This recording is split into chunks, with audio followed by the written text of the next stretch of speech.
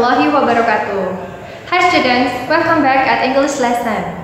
Hari ini kita masih akan membahas mengenai simple past tense, tapi dalam bentuk negatif dan interrogative. Baiklah, yang pertama kita bahas adalah kalimat negatif atau negative sentence. Apa itu kalimat negatif di dalam simple past tense?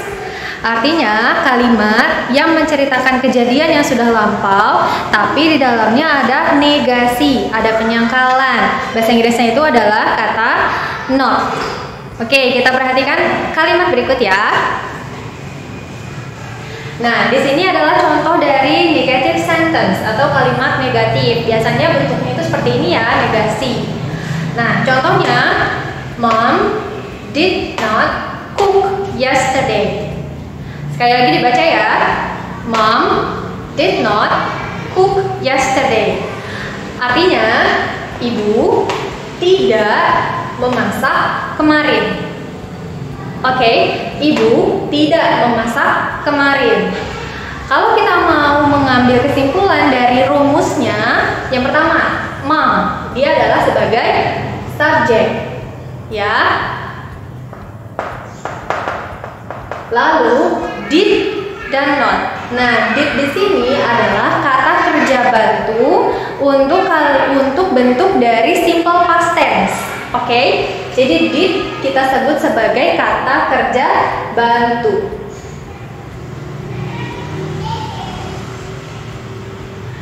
Nah, karena ini kalimat negatif atau negasi, jadi ada kata tidaknya. Nah, kata tidaknya adalah di sini not-nya. Artinya sebagai not, ya, sebagai negasinya. Lalu cook, ada yang tahu ini bentuk apa? Cook adalah bentuk dari verb 1. Oke.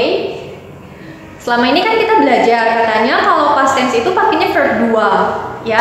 Nah, tapi untuk kalimat negatif menggunakannya verb 1, kembali lagi ke asal, karena di dalam kalimatnya sudah ada kata did dan not. Oke, sudah ada did dan not. Jadi verb 1-nya kembali lagi di kalimat.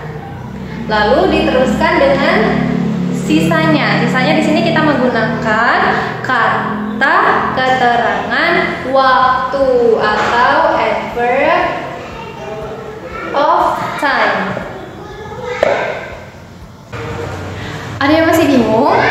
Kita coba buat satu contoh kalimat lagi ya. Oke, masih tentang negative sentence. Ingat, kejadiannya sudah lampau. Bisa kemarin, bisa tadi pagi, atau 5 menit yang lalu, ya. Contohnya adalah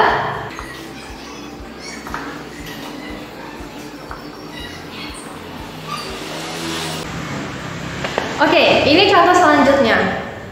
Subjeknya kita ganti dari mom menjadi Faras. Oke. Lalu did dan not-nya itu tetap ya, karena ini merupakan masih kalimat negatif. Lalu yang kita butuhkan selanjutnya adalah verb 1. Kita ambil kata do. Nah, selanjutnya untuk melengkapi kalimatnya kita butuh keterangan. Di sini keterangannya, di sini objek yang kita pakai ya. Objeknya adalah his homework. Jadi kalau kita artikan kalimatnya menjadi Faras tidak mengerjakan PR-nya. Oke, kejadiannya bisa jadi kemarin atau minggu lalu. Yang pasti kalau sudah ada kata did not, berarti kejadiannya sudah ya. Di sini did not, lalu kita pakainya verb 1 yaitu do. Nah, kesimpulannya untuk kalimat negatif, rumusnya adalah subjek berupa orang ataupun hewan ataupun benda juga boleh. Lalu diikuti dengan did not atau bisa kita singkat menjadi didn't, artinya tidak, ya.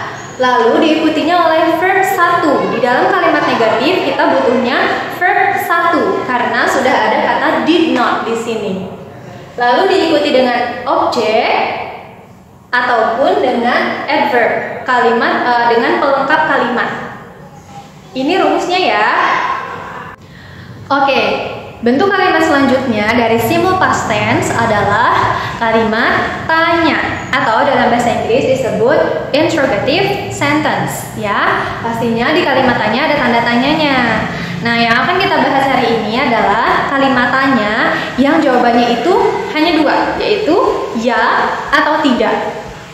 Oke, bentuk kalimatnya adalah seperti ini. Ini contoh kalimatnya ya, kita baca dulu bersama-sama. Did mom cook yesterday? Kalau kita bedah, kalimatnya ada apa saja unsurnya? Yang pertama ada did, kata kerja bantunya. Ini ada di depan, oke? Kata kerja bantu. Selanjutnya diikuti dengan subjeknya. Lalu dilengkapi lagi dengan verb 1. Ingat ya, di kalimat ini menggunakannya juga verb 1. Lalu diikuti dengan adverb of time atau keterangan waktu.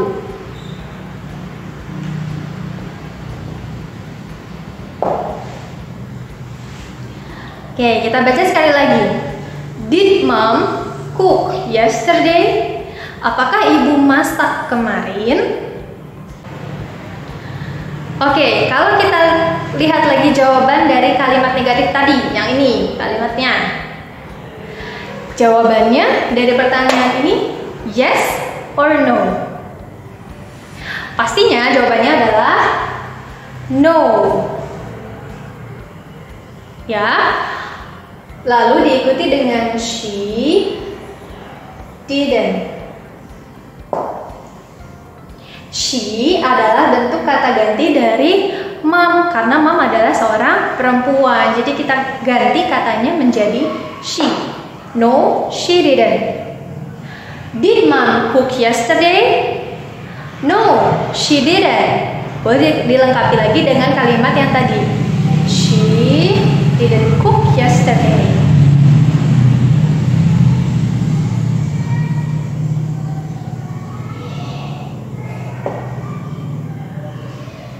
Seperti ini ya contohnya. Oke, contoh yang kedua supaya nggak tambah bingung ya. Kalimat yang tadi kita munculkan lagi. Sekarang kita buat kalimat tanyanya ya. Yang pertama yang kita butuhkan adalah kata kerja bantunya, yaitu did. Kita tulis di sini did. Selanjutnya kita butuh subjeknya. Siapa sih yang lagi kita omongin? Ya, dia adalah pelakunya adalah Farah.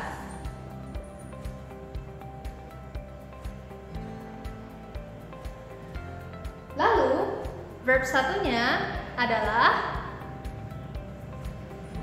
do, mengerjakan. Dan yang kita butuhkan lagi di kalimat di sini adalah objek, yaitu his homework.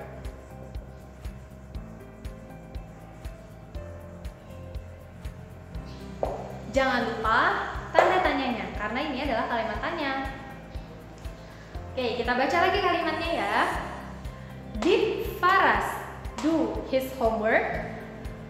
Apakah Faras mengerjakan PR-nya? Kalau kita mengacu pada jawaban ini, jawabannya ya atau tidak? Jawabannya no. He didn't. Karena jawabannya kalimatnya tadi Faras tidak mengerjakan PR. Tapi kalau misalnya Faras mengerjakan PR, berarti jawabannya yes, he did. Hanya beda di situ saja. Kalau tidak, berarti no, he didn't atau no, he did not. Tapi kalau Faras mengerjakan, berarti jawabannya yes, he did. Coba pahami dulu ya. Nah, sekarang kita simpulkan lagi dari kalimat interrogatifnya. Oke, di sini rumusnya adalah did, lalu diikuti dengan subjek, diikuti dengan verb 1. Ingat ya, meskipun past tense, tapi kita pakainya verb 1 karena sudah ada kata did di sini. Selanjutnya setelah verb 1 kita pakai objek dan juga adverb atau keterangan. Bisa keterangan waktu, bisa tempat, bisa suasana, gitu ya. Nah, untuk pertanyaan yang seperti ini yang disebut dengan yes or no question, jawabannya kan hanya ada dua. Yang pertama bisa yes. Kalau jawabannya yes, berarti yes subject plus did. Contohnya tadi kalau subjeknya Faras berarti yes he did. Kalau subjeknya mom berarti yes she did. Gitu ya. Kalau misalnya subjeknya saya berarti yes I did. Selanjutnya kalau jawabannya negatif berarti no subject plus did not atau didn't. Contohnya no he didn't, atau no she didn't, atau no I didn't. Artinya tidak, ya. Saya menyangkal pertanyaan tadi. Pelajari dulu ya. Nah, videonya sudah selesai. Bukan berarti kalian belajarnya juga terhenti ya. Silakan kalian buat kalimatnya dari masing-masing kalimat negatif dan kalimat interrogatif. Oke? Thank you very much for watching and see you on the next video. Wassalamualaikum warahmatullahi wabarakatuh.